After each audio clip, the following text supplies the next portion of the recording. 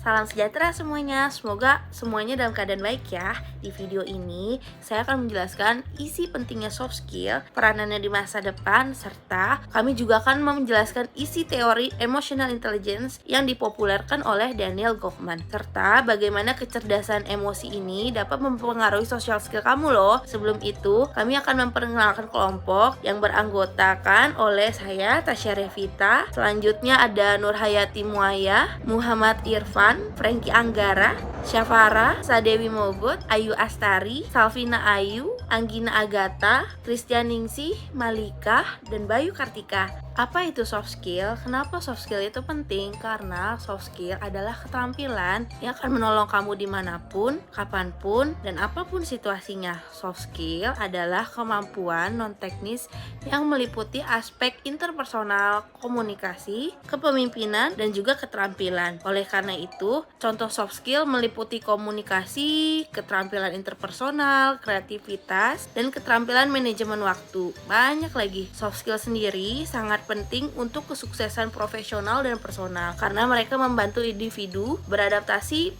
dengan perubahan, menyelesaikan masalah, dan mencapai tujuan mereka. Selanjutnya, materi emotional intelligence akan dijelaskan oleh rekan saya, Bayu. Emotional intelligence atau EI merupakan kemampuan seseorang untuk mengenali, memahami, mengelola, dan mengontrol emosi, baik emosi diri sendiri maupun emosi orang lain. Pentingnya emotional intelligence dalam kehidupan sehari-hari, terutama dalam hubungan sosial, dapat dilihat dari berbagai aspek, seperti hubungan interpersonal, manajemen emosi, empati, dan kepedulian. Di tengah perkembangan teknologi dan ekonomi global yang pesat, kemampuan beradaptasi, berkomunikasi lintas budaya, serta bekerja sama dengan orang dari latar belakang yang berbeda menjadi kunci keberhasilan. Dalam konteks ini, emotional intelligence memberikan kontribusi yang signifikan dalam membentuk individu yang mampu berinteraksi dengan baik di era digital dan globalisasi, di mana interaksi antar individu semakin kompleks dan memerlukan pemahaman yang lebih dalam terhadap perbedaan pendapat, nilai, dan budaya. Oleh karena itu, penguatan emotional intelligence menjadi semakin penting sebagai bekal dalam menghadapi tantangan sosial yang semakin kompleks di era saat ini. Menurut Daniel Goleman, terdapat 5 komponen utama emotional intelligence, yaitu pertama, self-awareness, yang kedua, self-regulation, yang ketiga, motivation, yang keempat, empathy, yang kelima, social skills. Self-awareness atau kesadaran diri merupakan kemampuan individu untuk mengenali, memahami, dan memiliki kesadaran yang mendalam tentang dirinya sendiri, termasuk pikiran, perasaan, motivasi, kekuatan, kelemahan, nilai-nilai, dan juga perilaku. Menurut Goleman, terdapat 3 aspek mengenai self-awareness. Yang pertama, kemampuan mengenali emosi, di mana seseorang harus bisa mengetahui makna dari emosi yang dirasakan. Yang kedua, kemampuan pengakuan diri, di mana seseorang harus menyadari akan kelemahan serta kekuatan dirinya sendiri. Dan yang terakhir, kemampuan untuk mempercayai diri, di mana seseorang akan lebih berani untuk mengungkapkan keyakinan ataupun pendapatnya sebagai salah satu cara memperlihatkan eksistensi atau keberadaan mereka, serta mampu membuat keputusan yang tepat meskipun dalam keadaan atau kondisi yang tidak pasti. Self-regulation atau yang dikenal dengan kemampuan mengontrol diri. Regulasi diri merupakan fondasi dasar dalam hubungan manusia di lingkungan sosial. Self-regulation mencerminkan bagaimana aspek perkembangan kognitif, fisik, sosial, dan emosional berkembang dengan baik. Hal-hal yang termasuk dalam self-regulation yaitu kendali atas pikiran, emosi, spontanitas, selera, dan kinerja pada tugas atau pekerjaan. Seseorang yang memiliki self-regulation yang baik akan mampu menilai apakah perilakunya sesuai dan dapat mengarahkan diri sesuai dengan kebutuhan. Aspek penting dalam self-regulation menurut Very Well Mind yaitu yang pertama, aspek fisik. Ketika sedang marah, biasanya akan melakukan hal-hal yang berkaitan dengan fisik secara spontanitas. Self-regulation penting untuk diterapkan agar bisa mengontrol spontanitas untuk melakukan hal-hal yang bisa berdampak secara fisik. Yang kedua adalah aspek emosional. Self-regulation akan membantu untuk mengendalikan diri saat marah, kesal, sedih, dan senang. Self-regulation juga membantu menenangkan diri dan menerima apa yang sedang dirasakan. Jika kamu sering merasa overwhelming, itu kemungkinan pertanda bahwa kamu belum bisa mengontrol emosi dengan baik. Yang ketiga adalah aspek mental. Dalam aspek mental, self-regulation adalah hal yang harus dipelajari agar memiliki kendali mental agar produktif. Self-regulation yang baik akan membantu agar lebih fokus untuk menyelesaikan suatu pekerjaan. Yang keempat adalah aspek sosial. Peran self-regulation dalam aspek sosial akan membantu untuk menerima dan membangun hubungan dengan orang lain. Komponen utama selanjutnya dalam emotional intelligence menurut Daniel Goleman adalah motivasi. Nah, motivasi ini mencakup dorongan intrinsik untuk mencapai sebuah tujuan atau ketekunan dalam menghadapi tantangan serta kemampuan untuk mengatur emosi dan impuls agar tetap fokus pada pencapaian tujuan jangka panjang yang sudah diinginkan. Dengan kata lain, motivasi dalam konteks ini melibatkan kemampuan untuk menggerakkan diri sendiri dan mempertahankan semangat dalam menghadapi rintangan. Nah, sekarang kita akan membahas komponen selanjutnya dalam emotional intelligence menurut Daniel Goleman, yaitu empati. Seperti yang kita sering dengar atau sering kita ketahui tentang empati, nah sekarang di sini aku mau ngasih tahu ke kalian arti empati menurut KBBI. Empati menurut KBBI adalah keadaan mental yang membuat seseorang merasa atau mengidentifikasi dirinya dalam keadaan perasaan atau pikiran yang sama dengan orang lain atau kelompok tersebut. Tetapi nih, kalau menurut Daniel Goleman, empati itu apa sih? Empati menurut Daniel Goleman adalah suatu kemampuan untuk memahami perasaan dan masalah orang lain serta perspektif mereka dan kepedulian aktif terhadap kepentingan mereka. Namun, empati menurut Goleman itu bukan hanya sekedar untuk merasakan apa yang dirasakan oleh orang lain tersebut, tetapi juga membangun kemampuan untuk memahami perspektif mereka secara mendalam, bertindak peduli untuk memenuhi kebutuhan orang tersebut, sehingga dengan empati itu dapat membangun hubungan yang efektif dan sukses dalam kehidupan pribadi maupun profesional. Jadi tuh empati menurut Goleman ini, dia tuh tidak hanya kayak kita memiliki perasaan kasihan atau memiliki perasaan empati terhadap orang tersebut, tapi kita juga memiliki keinginan atau kemauan untuk melakukan hal pada orang lain tersebut, seperti kayak membantunya untuk dapatkan apa yang dia butuhkan. Contohnya nih, aku mau kasih tahu contoh.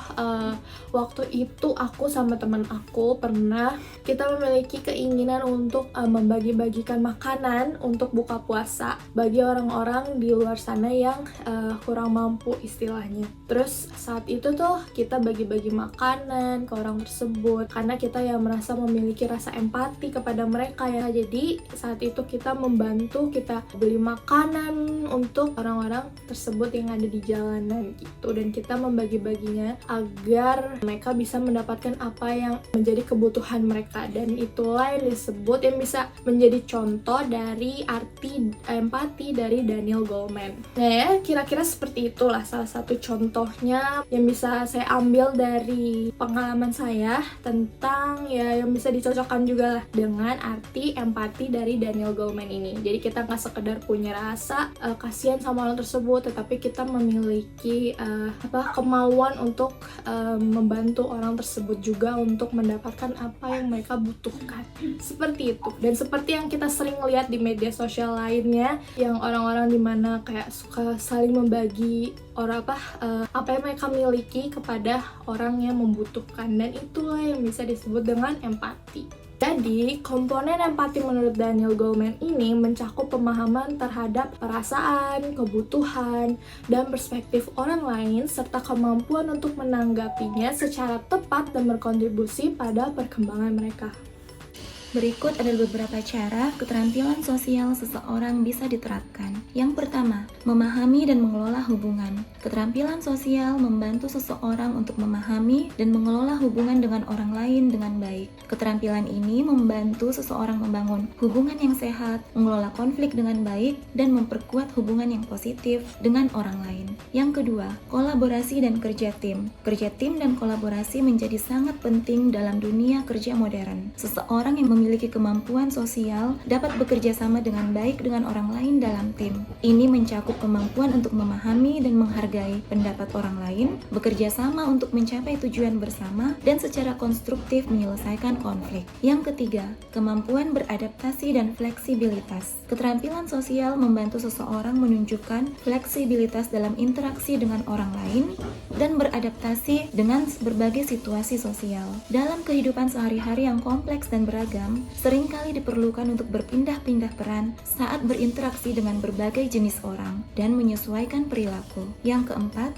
kesuksesan dan kesejahteraan dalam kehidupan sehari-hari bergantung pada kemampuan untuk berinteraksi dengan orang lain dengan baik, memahami dan mengelola emosi, dan bekerja sama dalam konteks sosial yang kompleks. Berbicara lebih lanjut mengenai social skills, emotional intelligence atau EI memainkan peran kunci di dalamnya. Berikut adalah beberapa cara di mana EI memengaruhi kemampuan seseorang dalam berinteraksi sosial. Cara pertama, mengenali dan memahami emosi. Orang yang memiliki tingkat EI yang tinggi cenderung lebih mampu mengenali dan memahami emosi, baik emosi mereka sendiri maupun emosi orang lain. Hal ini memungkinkan mereka untuk menanggapi situasi sosial dengan kebijaksanaan dan sensitif, serta memahami kebutuhan dan perasaan orang lain. Cara kedua, ada empati. EI membantu seseorang untuk merasakan dan memahami perasaan orang lain.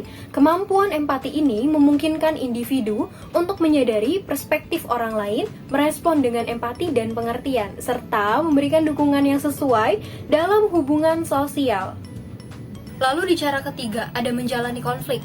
Kemampuan mengelola konflik secara konstruktif merupakan bagian penting dari interaksi sosial. Orang yang memiliki EI yang baik mampu mengontrol emosi mereka dan berkomunikasi dengan efektif dalam menyelesaikan konflik tanpa merusak hubungan interpersonal.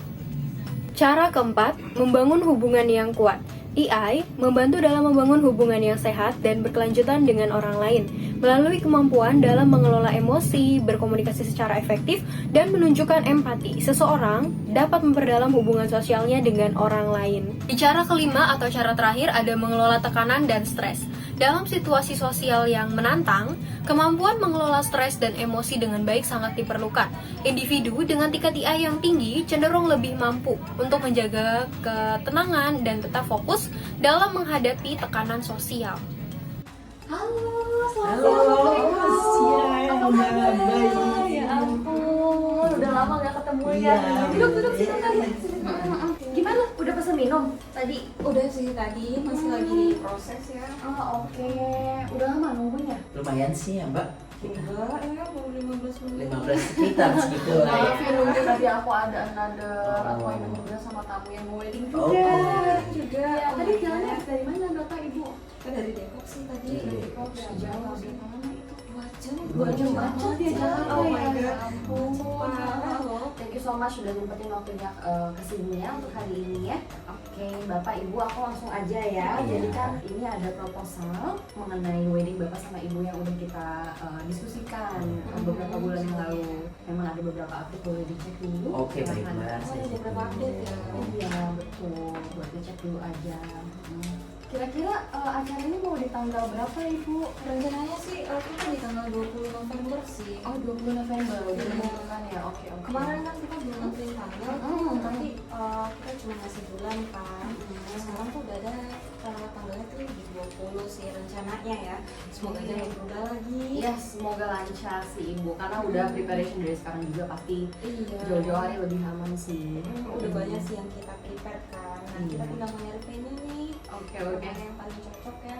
Boleh, kemarin kita udah lihat venue-nya, jadi paling nanti kita bisa ini ya, semoga cocok nih sama style Bapak sama Ibu. Iya, semoga ya. Oh iya Mbak, kemarin saya melihat rencana-rencana Mbak harga yang Mbak kasih kok tidak sesuai dengan yang kita diskusikan dari awal ya.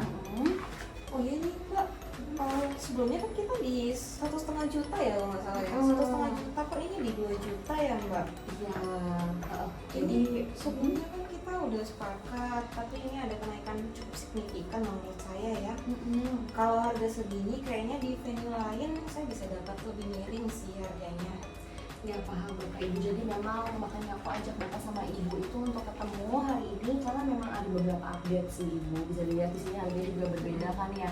Iya. Jadi kan kita bertemu itu diskusi 3 bulan yang lalu ya. Pada saat itu kan Bapak sama Ibu memang tertarik namun masih belum menentukan tanggal dan masih ragu. Iya. Dan pada 3 bulan sebelumnya itu memang itu harga promotion kami Ibu. Oh itu promotion. Dan Saya untuk- kira itu normal loh. Mbak. Iya, mohon maaf banget aku telat ngabarinnya.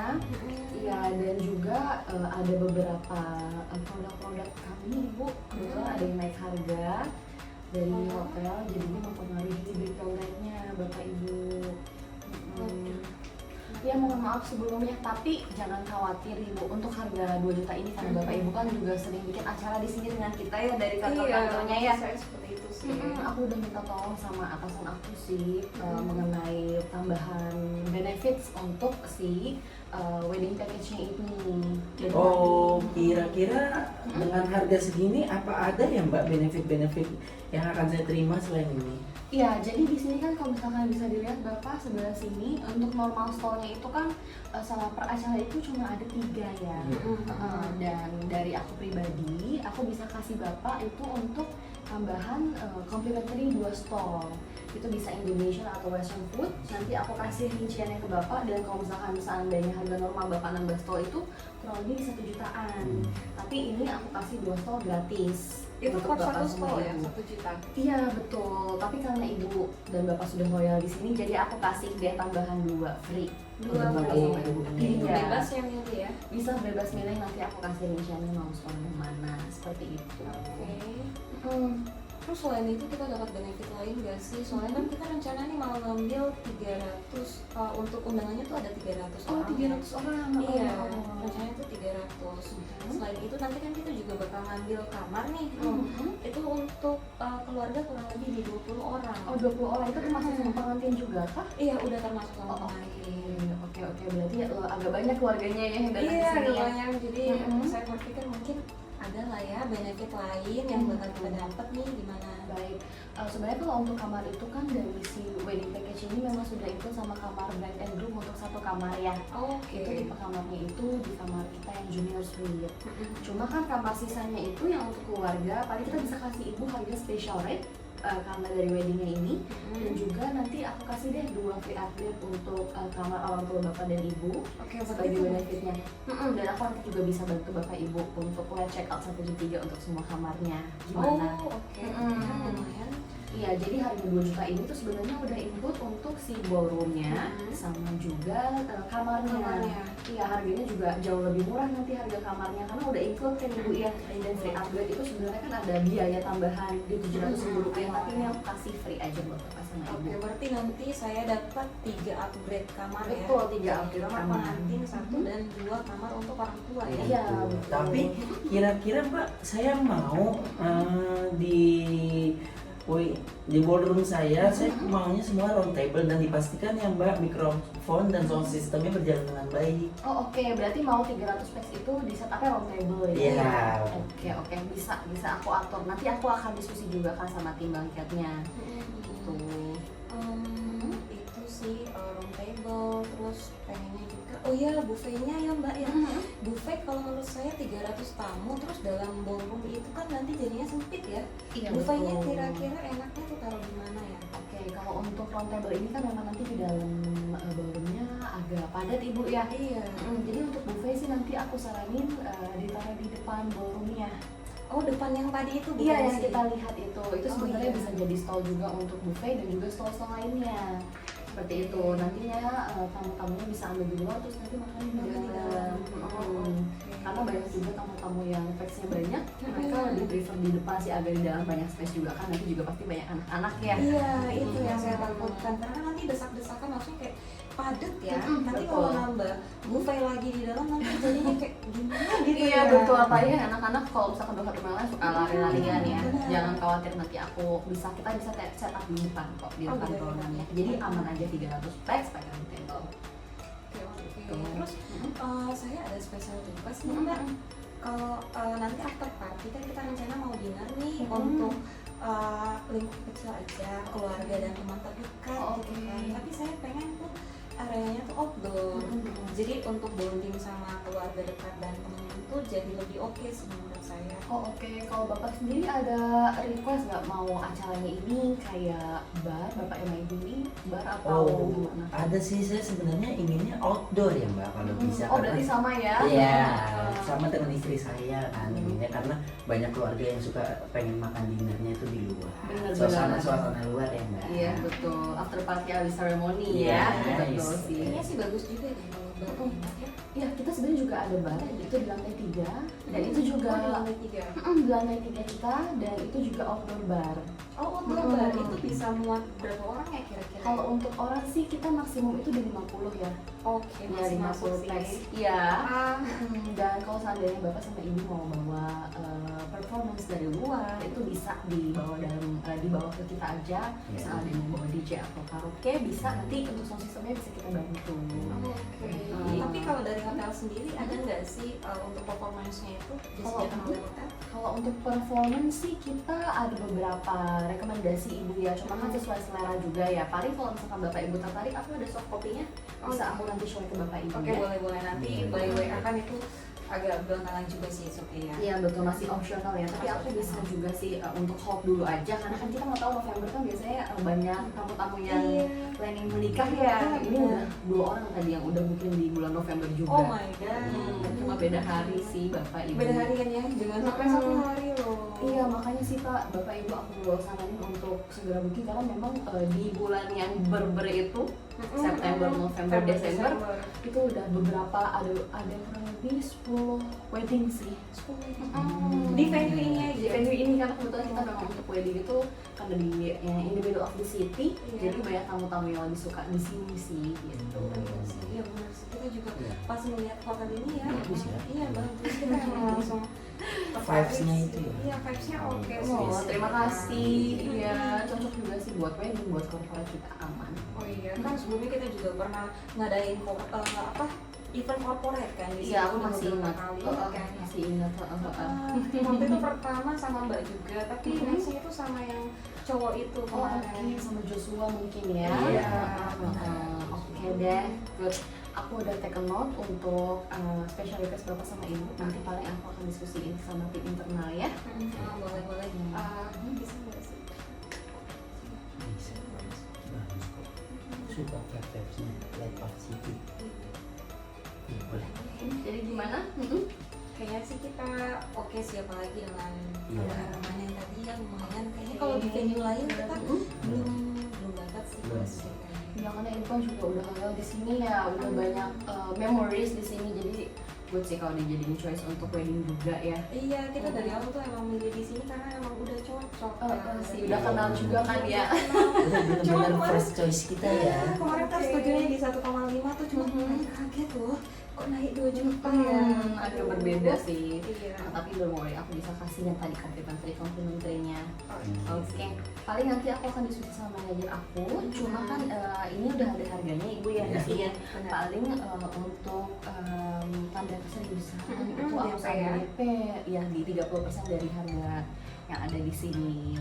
Untuk nge-hold aja sih, karena kan kita juga perlu hold kamar, 20 kamar kan juga banyak Ibu ya. Jadi make sure aja kamarnya masih lantai atau gimana? Bisa nggak sih kayak pengantinnya itu dan orang tuanya di lantai yang berbeda? Oh oke, boleh banget, bisa aman aja. Paling nanti detailnya aku minta dikirimin lewat WhatsApp ya, biar aku bisa manage sama bisa juga. Terus untuk revisian sama untuk rincian harga DP-nya boleh by WhatsApp ya, biar kita selesaikan langsung untuk DP-nya. Boleh banget, nanti juga bisa banget transfer of payment-nya. Iya sih, payment-nya biar enak gitu ya. Ada rinciannya dulu. Mungkin segitu aja. Mungkin Bapak Ibu ada yang mau tanya lagi, Bapak? Tidak sih, cukup ya. Cukup sih ya. Thank you banget loh udah milih hotel kita untuk acara yang romantis ini ya. Kita juga terima kasih banyak Mbak, karena telah dibantu dengan semuanya. Bayar dengan senang komplimen yang kita dapat lah ya. Bener banyak banget. Baiklah. Paling nanti aku akan coba diskusiin ke tim admin ya.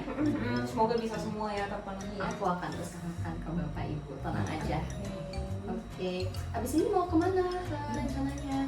Kita tuh rencananya pulang ya. Pulang sih ya. Dari pagi tuh udah capek ya. Iya, cari venue. Cuma masih ragu mungkin di Bang ya. Makanya kita balik lagi ke sini tuh pengen mastiin gitu. Make sure lagi ya. Oke deh, baiklah. Tenang aja. Soalnya udah hatinya ke sini gitu kan. Susah sih kalau misalkan udah cocok ya. Gimana deh. gitu. Tapi tadi kesini bawa mobil ya? Iya. Oke. Jadi harus nyetir lagi kan pulang. Iya, jauh. Macet nih kan. Iya sih, lagi jam pulang kerja juga pasti macet. Jadi gitu deh, Mbak. Makasih banyak. Dengan senang hati. Iya, thank you so much ya. Iya, ini aku ada sedikit bingkisan dari tim hotel. Oh my god. Thank you so much ya Mbak. Makasih ya, Mbak. Makasih banyak ya Makasih ya, Mbak. sudah dibantu, Mbak. Ibu mau ke lobby atau gimana? Ke parkiran? Kita mau ke lobby sih. Oh. Soalnya kita parkirnya depan lobby. Oh, pas banget depan lobby. Boleh aku sampai ke depan. Oke, thank you ya Mbak. Halo, selamat siang Pak Frankie. Siang, Salvina gimana? Iya, jadi tadi aku baru selesai sales pitching sama Ibu Ai dan Bapak Irfan yang kemarin masih tentatif, dan saya juga udah menginformasikan untuk kenaikan harga yang kita punya untuk Bapak sama Ibunya. Dan awalnya sih mereka nggak setuju, tapi aku udah convince mereka untuk kasih benefit ekstra dengan adanya kenaikan harga tersebut. Jadi intinya dia udah agree sih Pak untuk bikin acara wedding di hotel kita itu kurang lebih di tanggal 20 November tahun ini. Itu mereka akhirnya dealnya untuk ngambil package yang berapa juta ya per package? Jadinya awalnya itu kan 3 bulan yang lalu itu di harga 1,5, tapi sekarang udah jadi di 2 juta rupiah. Oke. Kemarin kayak saya dengar ada info sempat ada isu, itu gimana ya? Ada masalah apa kemarin sama Ibu Ai? Oh iya, kemarin itu sebenarnya bukan isu sih Pak, tapi lebih ke ibunya kaget dengan kenaikan harga yang kita berikan kan ya. Karena awalnya kan mereka udah deal dengan kita itu di harga 1,5, cuma kan mereka ini belum ada DP ya, belum masih tentatif gitu. Jadi kemarin aku ajak ketemu ibunya, aku jelasin, tapi akhirnya ibunya ngerti kok. Itu dan agree. Oke. Kamu kemarin sudah infoin ke Ibu Ai kalau memang itu ada problemnya karena beliau itu 1.500.000 itu untuk harga promo. Kamu kemarin sudah sempat komunikasiin artinya? Ya, udah diinformasiin kok. Jadi ibunya udah info juga gitu. Dan ini juga udah ada detailnya nih Pak. Aku udah send by email juga untuk requestnya ke email Bapak. Paling nanti bisa dibantu cek ya Pak. Karena aku butuh approval dari Bapak. Jadi ini untuk special requestnya itu untuk setup yang nanti ada di ballroom, aku minta tolong Bapak sama aku nanti bicara sama tim banketnya untuk prepare setup round table, karena kan beliau ini ingin punya tamu kurang lebih di 300 packs terus juga nanti untuk makanannya buffet setupnya ditaruhnya di luar ballroom, karena takutnya kan nanti kalau 300 packs di dalam satu ballroom kan kesempitan ya, jadi nanti ditaruh di depan ballroom. Dan untuk kamarnya ini beliau akan pesen 20 kamar Pak. Itu semuanya nanti 20 kamarnya itu akan late check out, dan 3 kamarnya itu kamar orang tua, pengantin, akan ada di lantai yang sama seperti request Ibu Ai gitu. Jadi paling dari sekarang nanti kita coba diskusin sama front office team untuk hold kamarnya aja sih Pak gitu. Oke. Itu nanti informasi bisa saya sampaikan ke tim juga. Nah, untuk project ini saya minta kamu yang jadi leader ya. Kamu yang jadi leader, saya minta tolong kamu yang lead. Ini untuk approval, malam ini saya coba review untuk detailsnya. Saya takut kamu masih ada miss. Kalau memang nggak ada miss, saya approval, besok pagi saya tanda tangan, bisa kamu ambil ke kantor. Dan untuk ketemu sama timnya mungkin bisa di besok siang gitu ya. Boleh sih besok siang after lunch mungkin ya. Oke. Boleh. Ya udah, Salvina, ini untuk project Ibu Ai, saya rasa udah cukup sih. Udah review dari kamu udah cukup lengkap. Tinggal saya baca datanya, saya review. Kalau memang sudah approve, nanti saya kabarin, saya infoin lagi kamu. Oke, Salvina, keep up the good work. Terima kasih. Terima kasih untuk Bapak. kali ini kamu jadi leader. Keep your performance up. Baik, terima kasih Bapak. Sampai jumpa di besok ya Pak, besok siang. See you. Iya, siap. Oke, see you Salvina, thank you. Dari video roleplay yang barusan kami tampilkan, bisa dilihat bahwa Salvina sebagai karakter utama menunjukkan keterampilannya dalam social skills. Bahwa dia sebagai karyawan hotel mampu menginfluence klien untuk mengambil paket yang sedikit lebih mahal. Juga mengkomunikasikan kenapa hal tersebut bisa terjadi. Melakukan konflik manajemen ketika klien menyampaikan keresahannya. Kenapa bisa ada selisih harga. Lalu ada juga bentuk leadership dari yang saya tampilkan, bahwa saya sebagai atasannya memberikan masukan dan memberikan motivasi terhadap Salvina sebagai karyawan yang baik. Lalu Salvina juga menunjukkan change catalyst, yaitu bagaimana caranya merubah topik agar kekecewaan klien itu tidak berlarut-larut. Juga melakukan building bonds, mencari kedekatan dan membuat rasa kedekatan dan rasa percaya oleh klien agar mau mengambil dan memberikan project ini kepada Salvina. Lalu di social skills juga ada yang namanya collaboration, cooperation, dan teamwork capabilities. Nah, hal tersebut juga ditunjukkan oleh Salvina ketika dia bertemu dengan klien, juga ketika Salvina bertemu dengan saya sebagai atasannya. Soft skill dan penerapan emotional intelligence merupakan keterampilan yang dinilai sebagai kontribusi pada penilaian dan ekspresi. Pengaturan emosi yang efektif mampu memecahkan masalah secara kritis, memberikan motivasi untuk mencapai suatu tujuan. Tujuan tersebut dapat mencakup interaksi antar individu dalam hubungan kerja maupun lingkungan sosial. Emotional intelligence perlu dikembangkan mulai dari lingkungan sosial terkecil seperti keluarga, pendidikan, dan lingkungan sosial lain yang menyangkut generasi muda, sehingga individu mendapat pengetahuan dasar tentang cara mengelola emosi secara efektif yang dapat berdampak positif pada psikologi seseorang. Oleh karenanya, sangat perlu diterapkan mulai dari lingkup sosial terkecil hingga lingkungan kerja, agar kita dapat mengoptimalkan dalam mengontrol emosi, memelihara hubungan yang baik, serta dapat mencapai keberhasilan. Terkadang dalam setiap perjalanan kita akan menemui tantangan, kesempatan, dan juga perkembangan. Hari ini kita telah menjelajahi berbagai konsep dan ide dan tentang apa itu soft skill yang dapat membentuk masa depan seseorang, dari kemampuan komunikasi hingga kepemimpinan, kreativitas hingga kemampuan beradaptasi. Setiap keterampilan yang telah kita bahas memiliki peran penting dalam membentuk karir dan kehidupan seseorang di masa mendatang. Sekarang, saat ini, saya akan menutup presentasi ini. Jadilah seseorang yang berani, kreatif, komunikatif, dan tidak ada batasan yang menghentikan kita semua mencapai impian kita. Baik, sampai jumpa semuanya. Terima kasih.